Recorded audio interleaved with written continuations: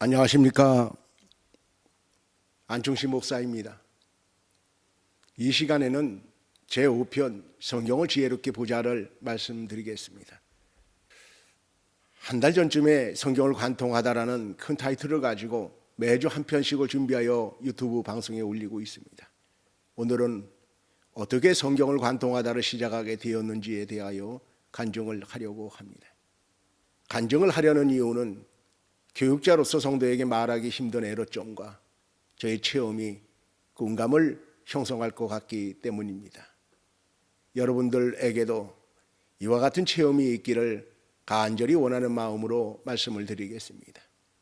대개 목사는 적게는 7년 내지 그 이상의 신학 공부를 합니다. 7년의 시간이 결코 짧은 시간이 아님에도 이 시간 안에 신학을 전부 배우지를 못합니다. 그래서 목회 현장에 투입되고 나면 많은 교육자분들이 신학 학문의 부족 문제로 고민을 합니다. 어떤 분은 다시 공부를 하기 위해 유학을 떠나는 분도 있습니다. 성경 참 어렵습니다. 신학도 어렵습니다. 공부를 해도 어렵습니다. 공부를 안 하면 더 어렵습니다. 제가 예전에 목회를 할 때에 가장 어려웠던 것은 교인들이 성경에 대해서 물어보는 것이었습니다. 사실은 성경에 대해서 물어보면 모든 것을 아는 것처럼 표정 관리를 하며 자신 있게 대답을 했지만 깊지 않은 성경 지식으로 인해 저희 마음속은 늘 불안했습니다. 그렇기에 어떻게 해야 성경을 알며 채워지는지가 저에겐 큰 문제였고 고민이었습니다. 그러던 2008년 7월 초승경 어느 날 교인 중에 뒤늦게 예수님을 영접하시고 나날이 참회의 눈물과 변화되어 새 사람이 되어 사시는 성도님이 저에게 목사님 성경 말씀 좀 가르쳐 주세요 하십니다. 그분이 따님이 전도해서 교회에 나오셨는데 따님이 저에게 아버지께서 요즘 성경을 고시 공부하듯이 보신다고 합니다. 이러한 성도님이 성경 말씀을 가르쳐 달라고 하시는데 어떻게 그 요구를 거절합니까? 차마 거절하지 못하고 예, 그렇게 하겠습니다 하고 약속을 하였습니다. 약속은 하였지만 사실은 저에게 성경 교육에 대한 트라우마가 있었습니다. 예전에 성경 교육을 시도했다가 원하는 만큼의 결과를 못 얻기 때문입니다. 당시에 마땅한 교재도 없었지만 무엇을 어디서부터 어떻게 가르쳐야 하는지도 잘 모른 채 시도했다가 성경교육은 정말 어렵구나를 깨닫고 마음 한편으론 좌절한 상태였거든요. 그런 상태인 저에게 성경 말씀을 가르쳐 달라고 하신 겁니다. 용기를 내어서 기독교 서점에 가보았습니다. 가르칠 만한 교재가 있는지 살펴보아도 제 눈에 들어오는 교재가 없었습니다. 돌아와서는 고민에 빠졌습니다. 어떻게 해야 할까 생각하다가 그래 짧게 간단하게 하자. 주일 오후 예배 시간에 성경 교육을 하되 2-3달 정도의 기간에 끝내자. 그렇게 결정을 하곤 신앙생활의 가장 기초가 되는 것이 무엇일까 생각한 나머지 첫 시간에 기도에 대해서 교육을 하였습니다. 그런데 그 다음 시간에는 무엇을 하지? 그리고 그 다음 시간에는 또 무엇을 해야 하는지에 대한 고민에 빠졌습니다. 그러다가 결론 짓기를 그래 성경을 가르쳐 달라고 하셨으니 그냥 창세기부터 성경 말씀을 가르쳐 보자. 2-3달이 아니라 하다 보면 언젠가는 끝이 나겠지. 그렇게 생각하고는 그 다음 시간부터 창세기를 시작하였습니다. 공부할 내용을 파워포인트로 만들고 또 프린트해서 교인들에게 나눠주고 성경 공부를 시작하였습니다. 66권의 성경을 매주 한 권씩 성경 공부를 진행하여 3달 정도 되었을 때에 난간에 부딪혔어요. 창세기부터 이스라엘의 역사를 따라 사무엘서에 도달하였을 때에 그 앞에 나타나는 성경이 있었는데 바로 열왕기상과 열왕기하였습니다. 천지창조로부터 사무엘하까지 줄곧 이스라엘의 역사를 따라오며 성경 말씀 교육을 해왔는데 눈앞에 나타난 열왕기상하는 저에게 충격이었습니다. 왜냐하면 열왕기하는 북이스라엘의 멸망이 나오고 맨 끝에 남유다의 멸망이 나오면서 왕정시대의 역사는 끝을 맺고 있기 때문입니다. 자, 그런데 열왕기서 뒤에 나오는 선지자들은 무엇이냐는 겁니까? 이스라엘은 북과 남 두 왕국이 멸망했는데 그 뒤에 나오는 선지서를 어떻게 해야 할지, 어디에다가 두어야 할지, 어떻게 설명해야 될지 매우 큰 고민이었습니다. 한두 주간을 기도하며 많은 생각과 고민을 하는데 하나님께서 지혜를 주시기를, 지금까지 역사를 따라왔는데 열왕기서도 선지서도 역사를 따라 풀어보자는 생각이 들더라고요. 그래서 곧바로 그랜드 주석을 펴고는 선지서들을 연달아 펼쳐보았습니다. 그랬더니 다시금 역사의 길이 보이는 것입니다.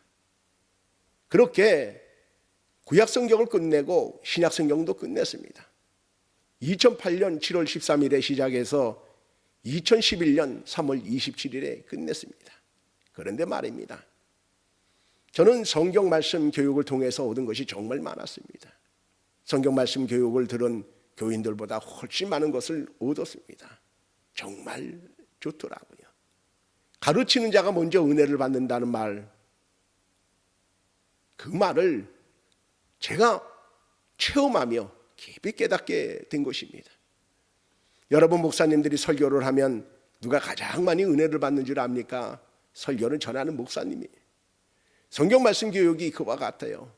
제가 너무 은혜를 받았어요. 그래서 이 좋은 거 나만 가질 수 있나요? 노회원 중에 가까이 계신 목사님께 이 성경 말씀 교육을 하시라고 권하였습니다. 제 생각에는 4-5분 정도 교육자들과 한 책상에 둘러앉아 제가 그동안 성경 말씀 교육한 것을 매주 모여 그룹 스터디 방식으로 전수하고, 전수를 받은 교육자분들이 자신이 섬기는 교회에 가서 성경 말씀 교육을 하는 것이었습니다. 그런데 일주일 뒤에 그 목사님이 오셔서, 목사님, 성경 말씀 교육 전수를 몇 사람만 할 것이 아니라 노회 모임 때에 가서 이야기를 한번 해보죠 하시는 겁니다. 그래서 용기를 내어 노회에 가서 이 이야기를 하곤 신청을 받는다고 하였는데 신청서에 18분이 신청하였습니다. 이 신청서를 받아들곤 참 많은 고민과 후회를 하였습니다. 괜한 짓을 했다는 생각이 들더라고요.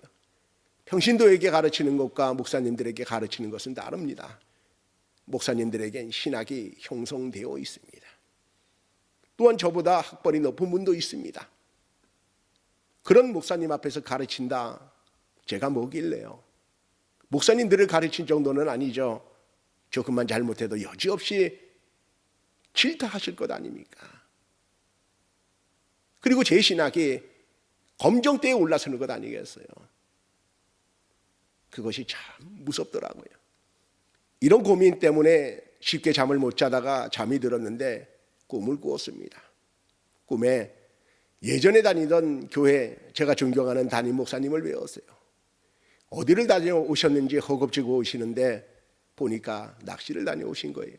제가 생각하기를 목사님 바쁘실 텐데 낚시를 다녀오셨네, 그런 생각을 하고 있을 그때에 목사님이 선물이다 하시면서 내용물이 흔히 비치는 크지 않은 박스에 낚시로 잡은 물고기를 주시는데, 그 물고기 6-7마리 정도가 되는데 너무나 아름답고 깨끗하고 빛나는 것이었어요.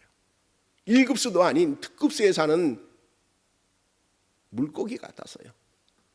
주시는 물고기를 받아드는데 목사님이 오늘 수요일 아니냐, 예배를 드리러 가자고 하십니다. 그래서 목사님을 모시고 교회를 가는데 어느 사이 목사님은 의자에 앉아 계시는 거예요. 그런데 의자에 앉아 계신 분은 목사님이 아니라 예수님이셨어요. 흰 옷을 입은 예수님은 의자에 앉아 계시고, 제가 의자를 밀고 교회로 가려는데 이런저런 장애물들이 있는 거예요. 그 장애물들을 이리 치우고 저리 치우면서 길을 내고 의자에 앉아 계신 예수님을 모시고 교회까지 갔습니다. 교회를 막 들어갈 때에 꿈에서 깨어났습니다. 저는 이 꿈을 예사로운 꿈이 아니라 생각합니다. 이 꿈에서 깨자마자 생각나는 것이 성경 말씀 교육이 주님이 원하시는 것이구나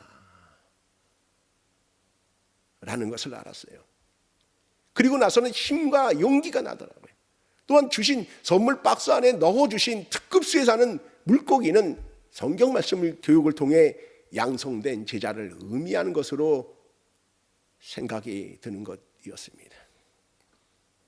이 꿈을 꾸고 난 후에 제가 교회에서 가르쳤던 성경 말씀 교육 교재를 대폭 보완하고 수정하게 되었습니다.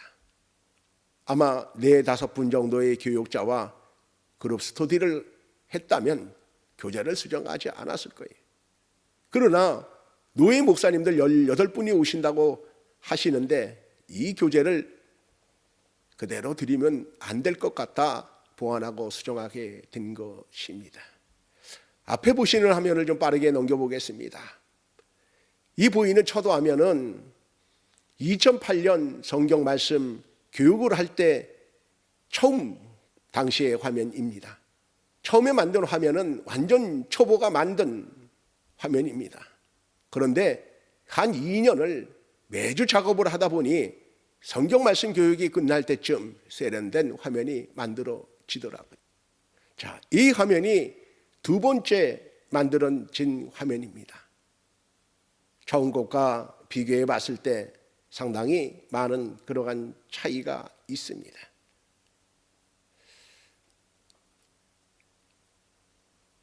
자, 그런데 목사님들이 18분이 오신다고 하니 2008년 첫 화면, 완전 초보 수준의 화면 가지고는 안 될 것 같아서 처음부터 끝까지 전반적으로 세련된 화면으로 고치게 되었습니다.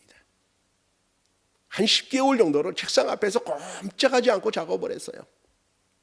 정말 밥 먹는 시간을 쪼개서 이 작업에 몰두했어요.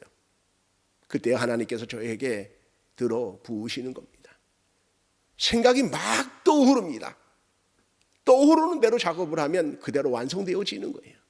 그때 1800여 값 파워포인트 화면과 궤도 등이 나오게 된 것입니다. 그렇게 목사님들을 모시고 성경 말씀 교육 1기를 전수했던 것입니다. 그 후에 2기, 3기, 4기까지를 하면서 부분 수정하였고 이제 유튜브 방송을 통해 다시 한번 보완하고 수정하여 여러분을 만나려고 합니다. 여러분을 통해 복음이 전 세계로 전파되길 소원하는 마음입니다. 순전한 복음을 담은 좋은 내용으로 양질의 자료로 여러분을 만날 것입니다. 아마도 유튜브 방송에서는 좀 더 추가된 약 2000여 화면을 공개하면서 성경에 대해 설명을 드릴 것입니다. 기도와 성원을 부탁드립니다. 저는 이렇게 생각합니다. 사도 바울이 로마 감옥에서도 쉬지 않고 복음 전파에 주력했던 것처럼 코로나로 인해 활동이 제한된 것이 오히려 복음을 전파할 기회라고 생각합니다. 지난 4편에서 말씀드린 것처럼 역사적 배경의 순서에 따라 성경을 풀어가며 성경을 관통할 것입니다. 제가 이 방법으로 열리지 않았던 성경이 열린 것처럼 여러분도 동일한 체험을 하시어 성경이 열리기를 간절히 원하여 오늘 간증의 말씀을 드렸습니다. 다음 시간에는 제6편 신정통치에 대해서 말씀을 드리겠습니다. 이 신정통치는 성경 전반에 나타나는 것으로서 이 신정통치를 모르면 성경을 이해하는 데에 많은 어려움이 있습니다. 그러므로 꼭 보셨으면 합니다. 다음 시간에 뵙겠습니다. 들어주셔서 감사합니다.